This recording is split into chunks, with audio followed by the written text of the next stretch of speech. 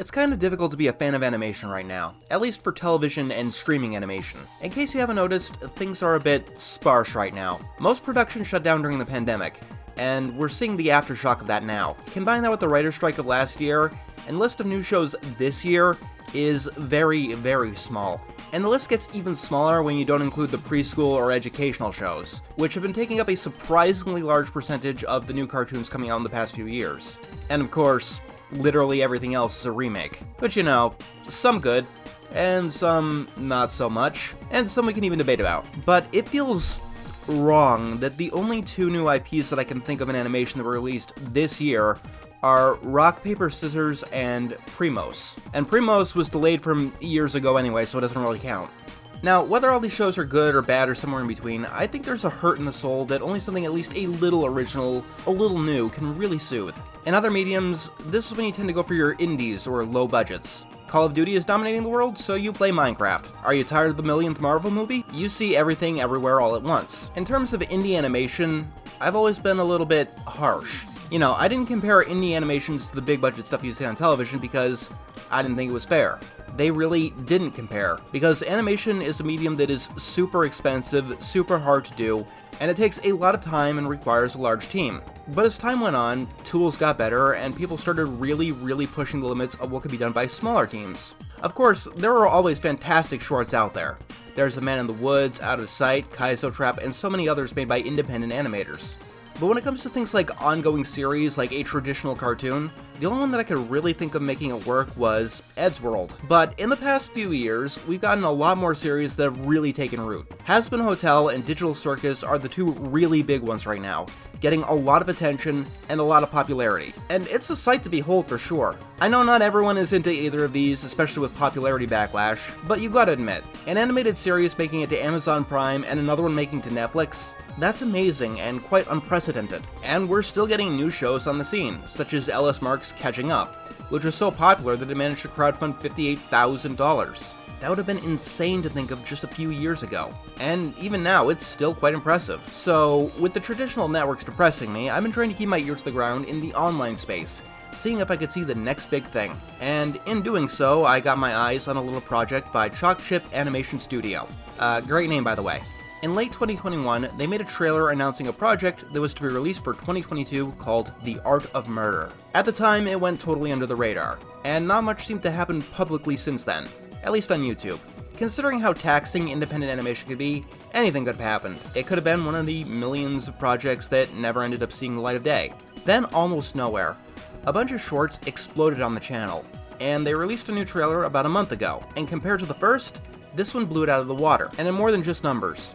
The animation was a lot cleaner, the production values were so much higher, and then about a week ago, the pilot finally came out. And quite honestly, I adore this little thing. I mean, it's called The Art of Murder. With a title like that, it's bound to be interesting if nothing else. The premise is quite simple. A little girl named Pip draws her favorite characters in her sketchbook that come to life when she's not looking. Which of course, isn't the most original premise in the world. The short itself even does make reference to Toy Story, and the reference is just a delight. Do they come to life too? Ah! Don't be silly. Toys don't come to life? That's crazy! But the premise is so common in the world of animation because it really does work, and The Art of Murder manages to take it in a super new direction. The Art of Murder, as you might have guessed by the title, is a murder mystery. Pip draws a new OC, who is named OC, and each of the other characters have their own motivation to have done the deed. It's a very well-constructed setup, complete with our own little Sherlock Holmes homage, and I have to say, I love the references that are baked into each of the characters. Since I brought him up, Giorgio may be dressed like Sherlock Holmes, but he's clearly from the world of Phoenix Wright. We have direct references to Edgeworth, and there's a lot of humor that you'd expect in that world. Although in The Art of Murder, he's from a detective dating simulator, and that's where a lot of his character comes from. Very dramatic and very wonderful. Then you have Alvy, the 2D Disney princess that wants nothing more than to live up to the 3D princesses that have dominated the world since the early 2010s, which is a struggle that I think we can all relate to as time goes on. Wen is also incredibly charming. She's a homage to the shows that dominated Cartoon Network throughout the 2010s. Most obviously Adventure Time, but the art style is totally Steven Universe. She has almost the best humor and the best jokes in this entire thing, and I have to say, this is an absolutely delightfully funny pilot. Although I have to say most, because the funniest and best character is clearly Sasuke, because his gimmick is so clever. Because Pip only watches the anime subtitled, he can only speak Japanese, and so no one else can understand him. And that just leads to joke after joke after joke, because he could certainly understand everyone else. The parodies and the references are spot on. The people who made this clearly know their stuff when referencing each of the characters' respective mediums. And honestly, it never feels shameless or gratuitous. It's not like, hey, here's how much I know about anime. No, it's brought up in the context of a joke, or the characters spitballing off of each other. And if you don't know, say, anime, you won't be lost. And I know that's true because I don't have the context for a lot of these references personally. Also, this is a musical. Welcome to the world of Pip's Sketchbook.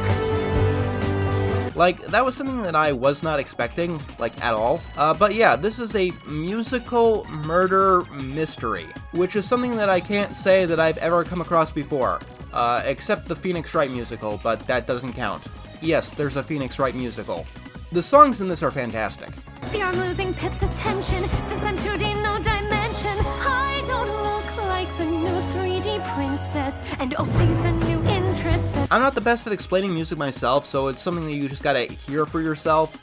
I mean, this whole thing is just something that you have to see for yourself.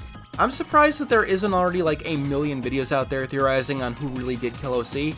MatPat, you left us far too soon. And while I have theories of my own, I think I'll save them for another day, because this deserves to be seen, and I can't wait to see the direction that it takes. Thank you everyone for your patience with me for these past few weeks.